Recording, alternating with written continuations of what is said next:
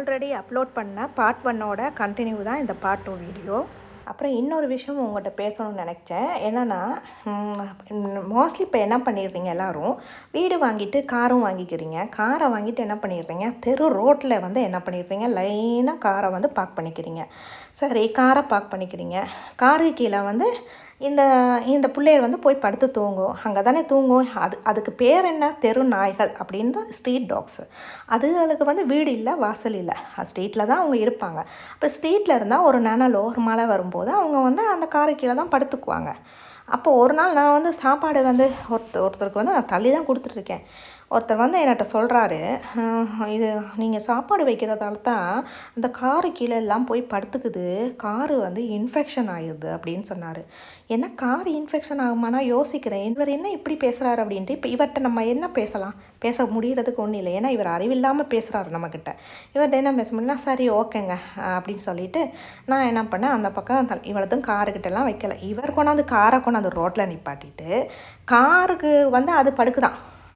இவ்வளோத்துக்கும் அவர் வீடு எத்தனையோ ஸ்ட்ரீட் தள்ளி இருக்குது. அவர் அந்த இடத்துல வந்து காரை பார்க் பண்ணாமல், இவர் இப்போ தான் வீடு வாங்கிட்டு வந்தார். அது எத்தனையோ வருஷமாக நான் பார்க்குறேன், 8 வருஷம் 7 வருஷமாக அங்கே தான் இருக்கிறாங்க.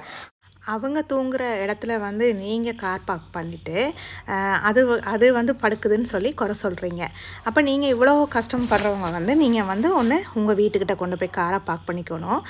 இல்லாட்டி வந்து கார் பார்க் பண்ணுற மாதிரி நீங்கள் வீடு வாங்கிக்கணும். அப்போ இவங்க எங்கே போய் தூங்குவாங்க? இவங்களை தெருவில் கூட நீங்கள் தூங்க விடக்கூடாதுன்னா, நீங்கள் கொண்டாந்து உங்களோட நீங்கள் வீடும் வாங்கி வீட்லேயும் வாழ்ந்துட்டு அடுத்த தெருவுலையும் வந்து உங்கள் பொருளெல்லாம் கொண்டாந்து ஆக்கிரமித்து வச்சுக்கணுன்னா அவங்க எங்கே வாழுவாங்க? ஜடமாக இருக்கிற காருக்கு வந்து இன்ஃபெக்ஷன் ஆகணும்னு நினைக்கிற நீங்கள் வந்து இந்த உயிருக்கு வந்து என்னென்ன வந்து மலையில் நனைஞ்சா, குட்டி மலையில் நனைஞ்சா எவ்வளோ வியாதிகள் வருது, பார்வை வியாதிகள், அந்த மாதிரியெல்லாம் எத்தனை விஷயங்கள் வருது. அது நனையக்கூடாதுன்னு நினைக்கிற ஒரு மனிதனையும் உங்களுக்கு இல்லை. அந்த ஜடத்துக்கு தான் நீங்கள் முக்கியத்துவம் கொடுக்குறீங்க. அதுவும் சரி, இன்னொருத்தவங்க வந்து காரை கீழே சாப்பாடு நாங்கள் வைக்கிறதால காரில் கீழே வந்து எலியெல்லாம் வருமா? எலி எப்படிங்க வரும்? இவங்க வந்து படுத்திருக்க இடத்துல எலி எங்கேயாவது வருமா? எலி வந்தாலும் அது கடிக்கிறத வந்து இவங்க பார்த்துட்ருப்பாங்களா? பிடிச்சி கவ்விட மாட்டாங்க.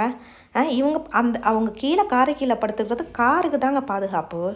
இந்த சார் தான் கடலூர்லேருந்து வந்து இந்த லேபை வந்து அடாப்ட் பண்ணிக்கிட்டாரு. அவர் தடை கொடுத்தனே பாருங்கள், குழந்த அப்படி படுத்து குழந்த அப்படி இவ்வளோ தாங்க. அது குழந்த தாங்க. அந்த லேபை பொறுத்த வரைக்கும் பயங்கர குழந்தைத்தனம்னு நான் பார்ப்பேன். இந்த சார் எடுத்துகிட்டு போயிட்டு அதுக்கப்புறம் பாருங்கள், இப்போ அந்த மருந்தெல்லாம் கொடுத்ததுக்கப்புறமா அந்த ஸ்கின்னெல்லாம் வந்து ஸ்கின்னில் முடி கொட்டின மாதிரி இருந்ததெல்லாம் வந்துருச்சு. இப்போ பாருங்கள் எப்படி இருக்கான்னு சொல்லிட்டு. இது மாதிரி ஸ்ட்ரீட்டில் இருக்கிற எல்லா பப்பீஸுக்கும் எல்லோரும் வாழ்க்கை கொடுத்தா எல்லாருக்கும் இது மாதிரி வீடு கிடைக்கும். இந்த பாருங்கள், வாலாட்டிட்டு எப்படி ஒரு சந்தோஷமாக இருக்கான்னு சொல்லி. இந்த சந்தோஷம் அதுக்கு நிரந்தரமாக கிடைக்கும். ஆனந்தி அக்காவுக்கும் இந்த சாருக்கும் நான் ரொம்ப ரொம்ப நன்றியை தெரிவிச்சுக்கணும். இவங்க இல்லைன்னா இது நடந்திருக்கிறாது. அதனால் இவங்கள மாதிரி எல்லாருமே இருந்தால் இவங்க கஷ்டப்படுறதுன்றது நாளடைவில் இல்லாமலே போயிடும். ரொம்ப ரொம்ப நன்றி அக்கா, ரொம்ப நன்றி சார். இப்போ இவனை பார்த்துட்டு ப்ரௌனி, இவனும் அடாப்ஷனுக்கு தாங்க இருக்குது. நான் சொன்னேன்ல, 1 மாதம் பப்பியாக இருக்கும்போது கொண்டாந்து விட்டுட்டாங்க. 1 மாதமாக என்னட்டா இருக்கான். இவனையும் நான் அடாப்ஷனுக்கு கொடுக்கணும். ஏன்னா நான் ஊருக்கு அடிக்கடி போய் 2 மாதம் வராத போது இவனை பார்க்குறதுக்கெல்லாம் யாரும் இருக்க மாட்டாங்க. அதனால் நல்ல ஒரு வீடு கிடச்சிதுன்னா இவனை ஒரு நிம்மதியாக நான் வீட்டில் கொடுத்துருவேன். இல்லாட்டி நான் இதை ஒரு பெருசாகிற வரைக்கும் இருந்துட்டு நான் ரோட்டில் தான் விடணும். அந்த எண்ணம் எனக்கு இல்லை. அதனால் வந்து இவனுக்கு ஒரு வீடு கிடைக்கணும் தான் டெய்லி கடவுளை பார்க்குறேன். இந்த வீடியோவை பார்க்குறவங்க இந்த ப்ரௌனிக்கும் ஒரு வீடு ஒன்று கொடுங்க. உங்களுக்கு வேணும்னா சொல்லுங்கள். சென்னையில் இருக்கிறான். நீங்கள் வாட்ஸ்அப் நம்பர் தர்றேன், நீங்கள் கமெண்ட் பண்ணுங்கள். இவனுக்கு ஒரு வீடு வந்து யாராவது கொடுப்பீங்கன்னு நினைக்கிறேன். கொடுத்தா ரொம்ப ரொம்ப சந்தோஷமாக இருக்கும். எங்களுக்கு இன்னும் உற்சாகமாக இருக்கும். என்னென்னா, இது நம்பி நாங்கள் வந்து ஒரு வெளியில் விட்டால் கூட எடுத்து வீட்டில் வச்சுட்டு நாங்கள் அடாப்ஷன் கொடுக்க முடியுன்ற நம்பிக்கை எங்களுக்கு வரும். அது மாதிரி இந்த வீடியோ பார்த்துட்ருக்கவங்களுக்கு வந்து சொல்கிறேன். என்னென்னா வந்து நாங்கள் வந்து சாப்பாடு கொடுக்குறோம். ஒரு 10 பேருக்கு எங்களால் சாப்பாடு கொடுக்க முடியும்னா அந்த கெப்பாசிட்டி தான் எங்கக்கிட்ட இருக்குது.